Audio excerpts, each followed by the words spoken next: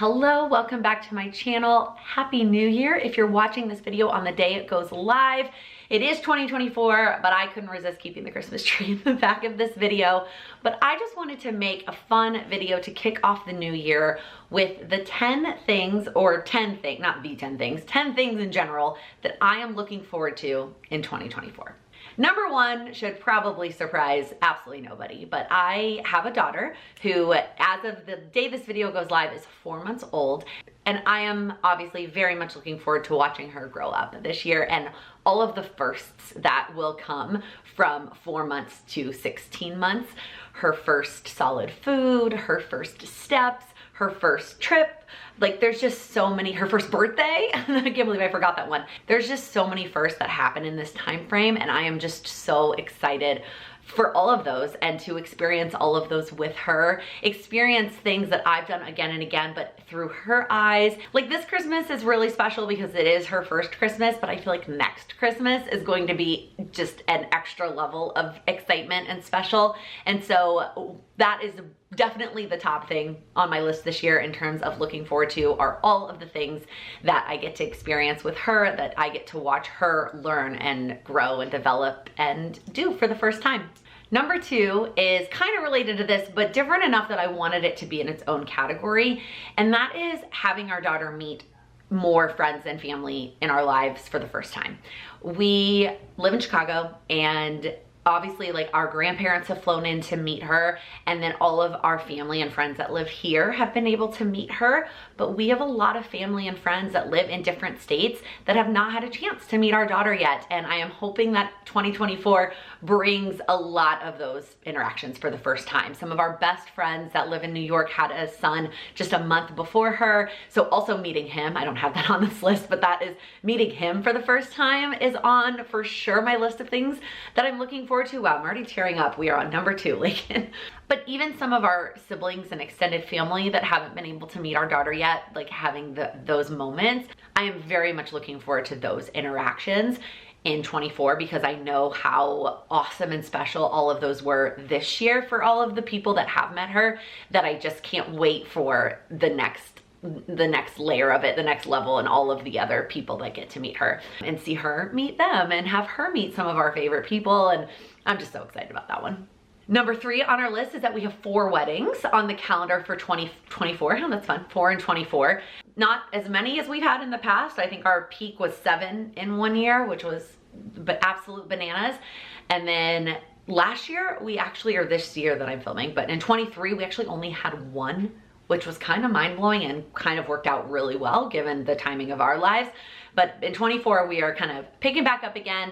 We may have another one squeeze in there. We have a couple other friends and family members who are engaged, and I don't know if they're gonna try to squeeze it into 2024. I'd be very impressed if they did, but we have 4 for sure on the books, 3 of which are actually back in New York. So a sub of this is getting to go back to New York 3 times, which we love and miss New York, so any excuse to go back, we are here for that. But we both absolutely love weddings. We love dancing at weddings, so excited for those 4 weddings on our calendar for next year. Another big milestone on our calendar, number 4, is my little brother's high school graduation. I cannot believe he's graduating high school. If you've never heard me explain this before, the quick rundown is I have 8 younger siblings, and I have 2 half siblings from my mom and her second husband, and that's my sister Allie that I have the podcast with, and then we also have a brother. I have 3 step brothers from my stepdad, and they have been together 15 years, so I don't ever even refer to them as my step brothers, but for the sake of this looking forward to, I was 18 when they came into our lives, so I don't have memories of them being little tiny babies either. And then my brother and sister on my mom's side, I do have some memories of them being babies. I was 6 and 9 when they were born, so I do have some memories, but not a ton.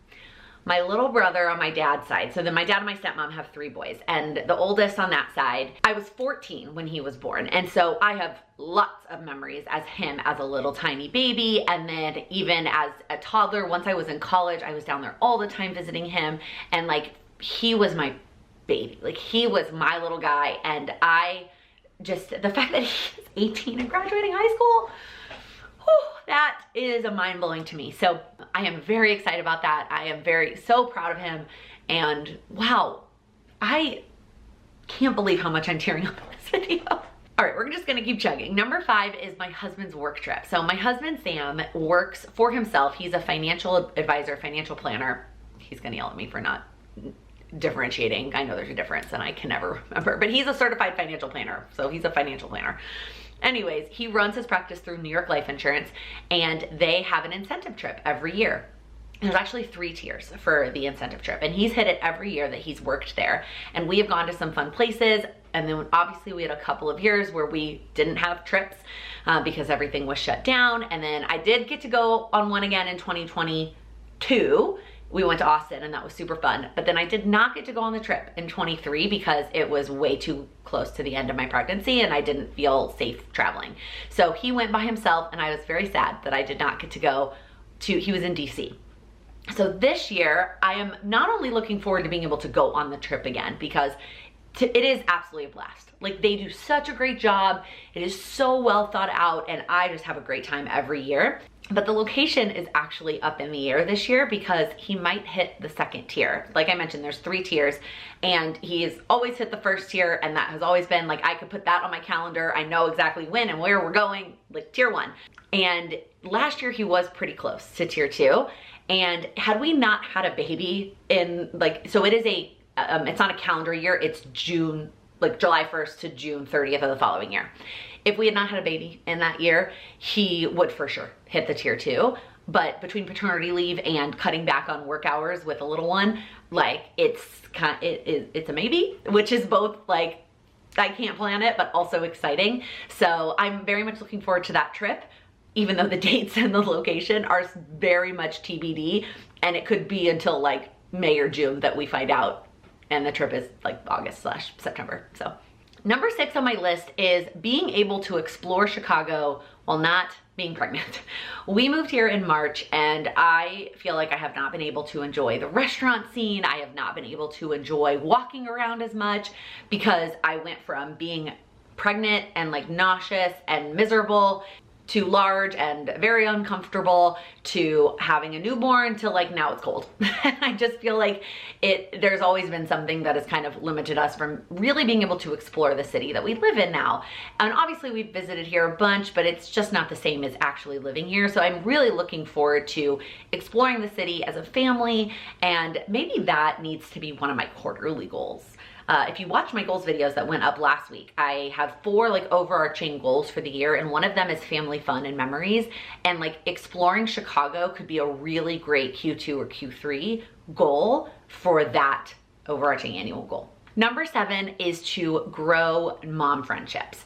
In the last couple of months since having a baby, I have joined a number of mom group or activity things, and I have a ton of like surface level friendships, and I'm so excited about that. I think that they are all fantastic women. Their babies are so sweet, and I just am excited to get to know them better and hopefully grow some of those more surface level friendships that I have now into like deeper friendships in 24, and figure out which ones of the moms I click with.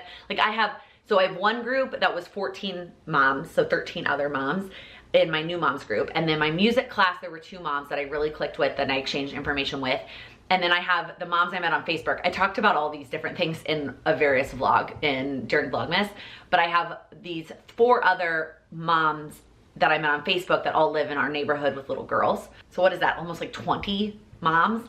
And again, I like them all. It's figuring out which ones do I really vibe with and which ones could we really develop like a one-on-one friendship with. And so I'm excited to discover that and figure that out in 2024. Number 8 is kind of silly and surface level, and that is House of the Dragon season 2.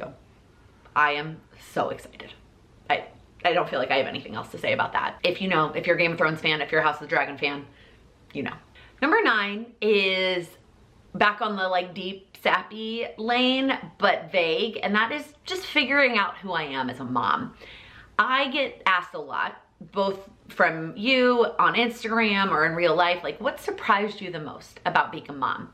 And the number 1 answer I always give is the number of decisions that you have to make on a very regular basis on behalf of another human being. I, as the oldest of 9, and lots of babies, like took care, especially of the little boy, my stepmom and my dad's little boys, because I was older, lots of feeding and diaper changes and like all kinds of things. I felt really confident about the keeping of the tiny human alive. But there are still a bagazillion decisions related to those things that I did not anticipate. It's a lot. And I feel like I have already learned a lot about myself in the last almost 4 months about being a mom. But I know that that's only going to exponentially grow as she grows. And so I'm looking forward to what that looks and feels like in 2024 and figuring out what kind of mom I am and what I prioritize and what I don't know. I don't actually, I think the hard part about this one is I don't know what I don't know about this one, but I know it's going to be a thing and I'm looking forward to that. And then the last one, number 10, I probably could have started with that these were in no particular order, except maybe number 1 was first and maybe number 2, the rest of them are in no particular order. And that is playing more games. Like, I want to play more board games. We have so many board games that I want to play at home with Sam, my husband. I want to play them with my family. We do play games as a family, but I feel like it only comes up when we're in these big family group settings and like my whole family is there, which when everybody is there, we're a family of 10, so our game options are pretty limited. I want to play on like a smaller subset so we can play like the more in-depth board games. I want to play with friends. Like, I want to play more games in 2024 and I want to prioritize that and I'm looking forward to that. Bonus number 11 is to watch Texas win the national championship. Wishful thinking. If you're watching this video the day it goes live, it is the day of the semifinals in Texas, which is my alma mater, my husband's as well. The Longhorns are playing in the college football playoff semifinal tonight, so hook 'em horns. All in all of these things that I'm looking forward to in 2024, none of them are what is actually on my goals list. And I don't say that to be like, oh, my goals don't matter to me or my goals aren't what I'm looking forward to. My goals 100% support all of these things. Making time for myself, having rhythms and routine as a household, like enjoying being in my kitchen, those things all support these things that I'm looking forward to. But ultimately, your life is so much more than just your goals. Your life is so much more than what is shown on a piece of paper in a planner, in a goal planner.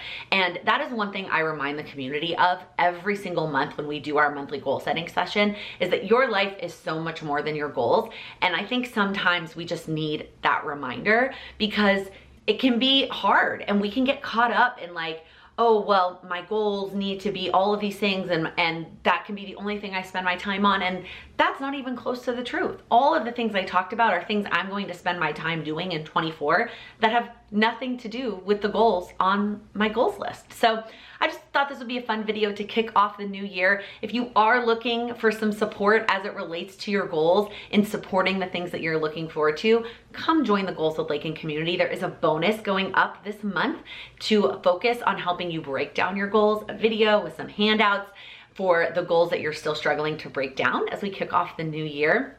But I'm excited. I'm excited to see where this year takes me, where this year takes you. Let me know down in the comments, what is one thing, not goal related, that you are looking forward to in 2024. I want to hear in the comments from each of you. If you liked this video, please give it a thumbs up. If you're new here, please click that subscribe button. I upload new videos every week focused on helping you achieve your goals. Thank you so much for watching. Been in that frame?